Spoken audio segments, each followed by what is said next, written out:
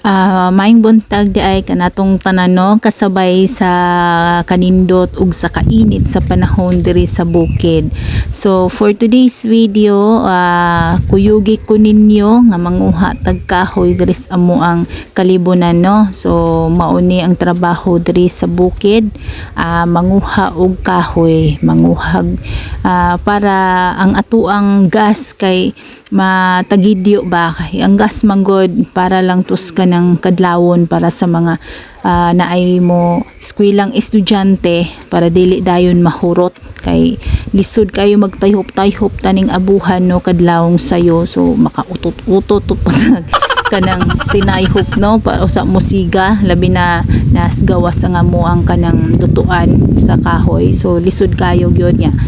muni nga nanay man ta so maning kamot tag panguha ni kahoy diri sa bukid, bisan go gagmay atuning dadon kay makaluto naman ni siya lugaw no. So mo na abante nanay kay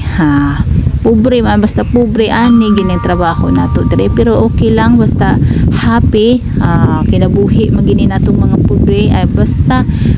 daan na hapak-hapak kinigtaman din ha nga perti na nin ako ang singutan no, perti na puting initas ako ang lawas, pero sige lang abantihon gini nato para makatigom tag kaghang kahoy at makauli na pud mi ani karon. So muni po gahuman na mo no, nagkuan gibangan na gini nako dayon og ako na ning gipas nanguli na mi kay perti na jud ning kuana inita kapoy na pod, murag nahuga na ni akong tutunlan.